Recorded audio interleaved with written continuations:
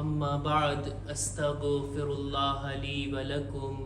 તમામ તારીફ અને હમદો સનાને લાયક એ પાક પરવરદિગાર છે કે જેણે આપણને પેદા કર્યા, જેણે જિંદગી જીવવા માટે જુદી જુદી નિયમતો અતા કરી અને બંદાઓની સામે એક ચેલેન્જ રાખ્યો, સારો રસ્તો પણ બતાવ્યો, બુરો રસ્તો કયો છે એની પણ જાણકારી આપી। હવે બંદો પોતાના ઇખ્તિયારથી નેક રસ્તાને અપનાવી પોતાની દુનિયાને આખિરતને આબાદ કરી શકે છે, અથવા તો શૈતાનના રસ્તા પર ચાલી અને પોતે પોતાનું ઠેકાણું જહન્નમને બનાવી શકે છે। દુરૂદો સલામ થાય મુહમ્મદ અને આલે મુહમ્મદ ઉપર। اللهم صل على محمد وآل محمد કે જેઓએ આપણને ખુદાના દીનની તાલીમ આપી, અલ્લાહ તરફથી આપણી હિદાયતનો સંદેશો લઈને આવ્યા અને જિંદગીભર આપણી હિદાયતની કોશિશો કરતા ગયા અને પોતાના જવાબાદ પણ ઇલ્મી વારસો મૂકીને ગયા કે જેમની હિદાયતથી આજ દિવસ સુધી આપણે બધા લાભ અને ફાયદો ઉઠાવી રહ્યા છીએ। ખુતબાની શરૂઆતમાં પોતાની જાતની અને ત્યારબાદ આપ તમામ મુમિનીનને તકવા, પરહેઝગારી, ગુનાહોથી બચવા, નેક અને દીનદાર બનવાની ભલામણ કરું છું।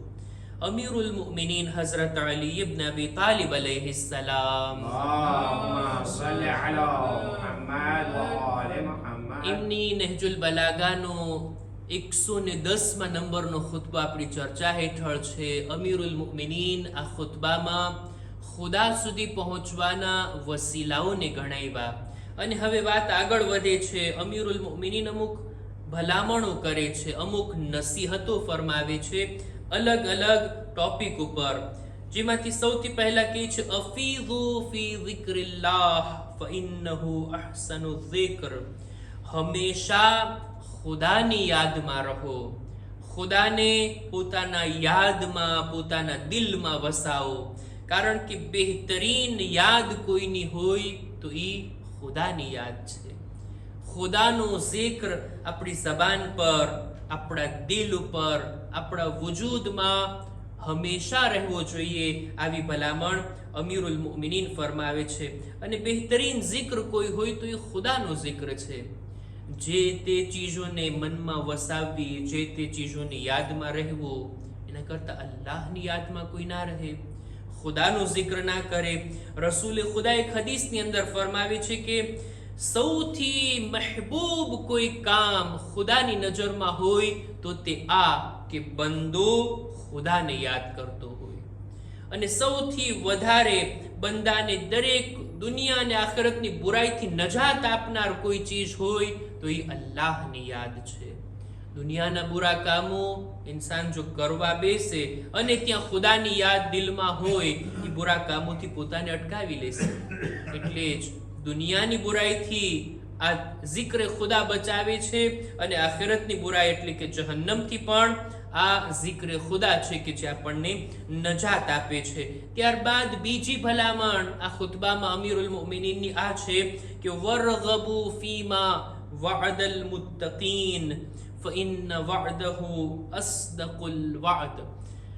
ખુદાએ પોતાના નેક બંદાઓ સાથે, મુત્તકીન સાથે જે વાયદા કર્યા ને, એ વાયદાનો શોક દિલમાં પેદા કરો। ખુદાએ મુત્તકીન માટે, તકવા રાખવા વાળાઓ માટે જન્નતનો વાયદો કર્યો, જન્નતની નિમતોનો વાયદો કર્યો। ખુદા પોતાને ખુશનુદી અને રઝાયતમંદી આપશે એવો વાયદો કર્યો, પોતાનાથી કરીબ અને નજદીક કરશે એવો વાયદો કર્યો। ખુદાના જે કંઈ વાયદા છે એ વાયદાઓને પોતાના દિલમાં શૌકથી, લાગણીથી એને દિલમાં રાખીએ। આ અલ્લાહના કરેલા વાયદા સૌથી સાચામાં સાચા વાયદા છે। દુનિયામાં આપણે કોઈની સાથે વાયદો કરીએ અને બહુ આપણે વફાદાર હોઈએ તો એના ઉપર આપણે અમલ કરશું, પણ દરેકના વાયદા ઉપર આપણે ભરોસો નથી કરી શકતા।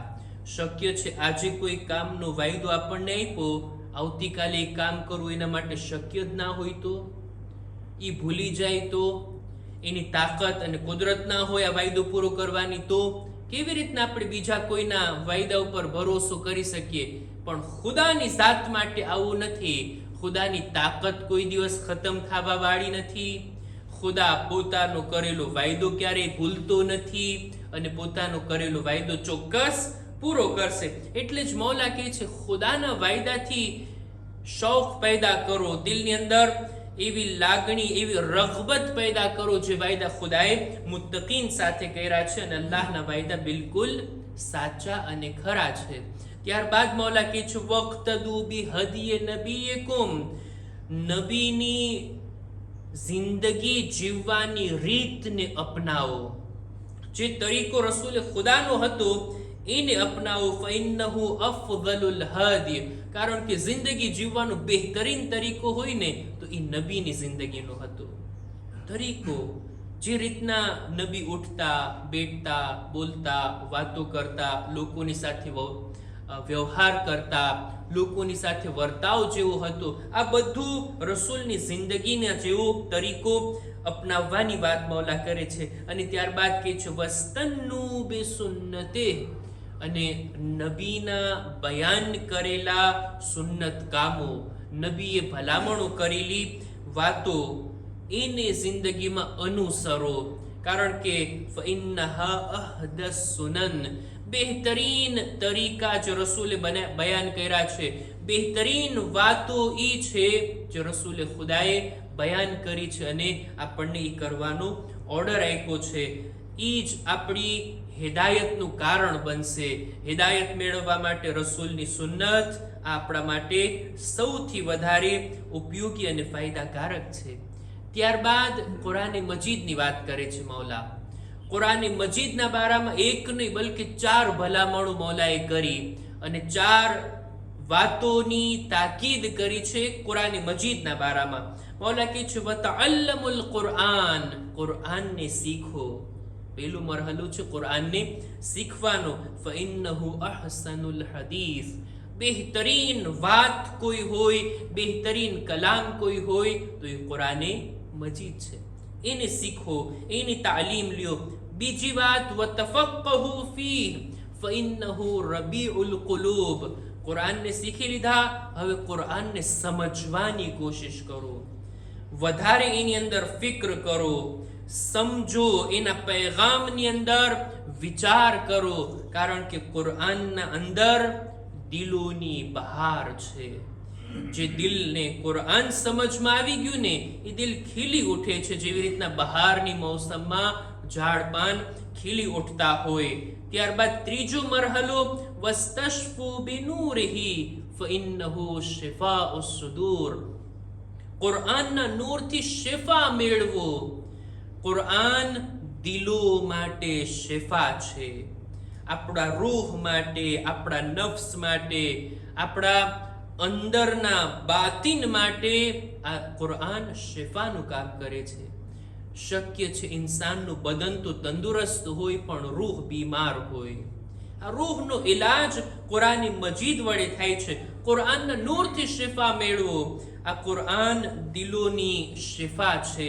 આપણે ફક્ત ઝાહિરી અને જિસ્મની શિફાને તલાશ ના કરીએ, રૂહાની બીમારીનો ઇલાજ કુરાન મજીદથી આપણે તલાશ કરીએ. અને ત્યારબાદ ચોથી ભલામણ, વઅહસિનુ તિલાવતહુ ફઇન્નહુ અનફઉલ કસસ, બહેતરીન તરીકાથી કુરાનની તિલાવત કરો.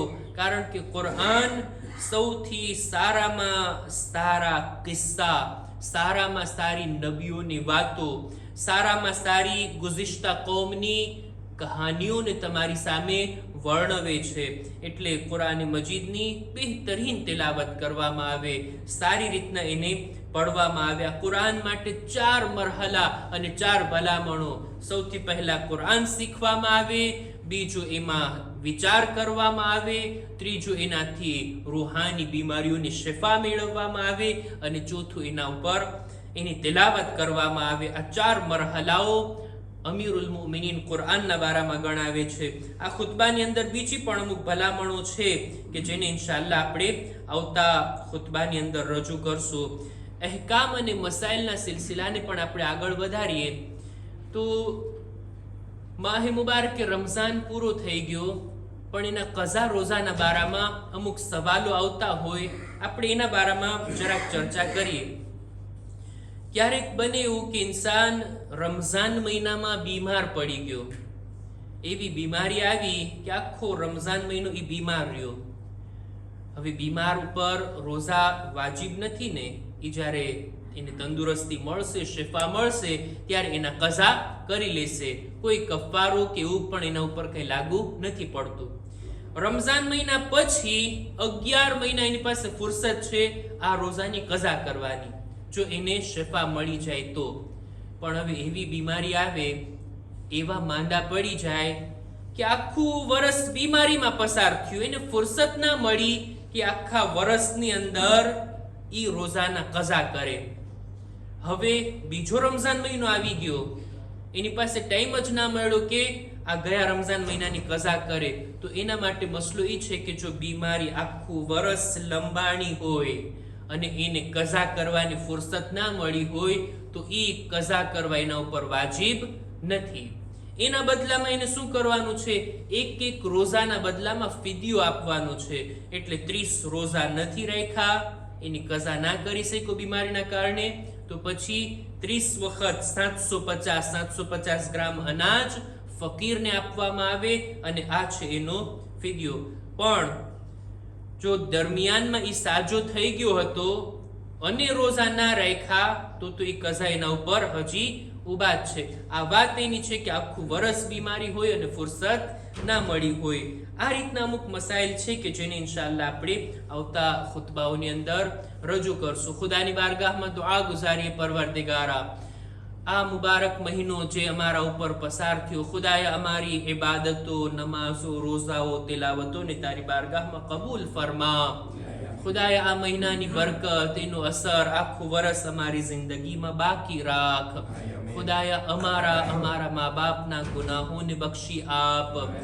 ખુદાયા ગુનાહોથી બચવામાં, નેક કામો કરવામાં તું અમારી મદદ કર. ઝમાનાના ઇમામના ઝુહુરમાં તાજીલ ફરમા. અમારો શુમાર એમના સાથીઓમાં કર. રબ્બના તકબ્બલ મિન્ના ઇન્નકા અંતસ સમીઉલ અલીમ.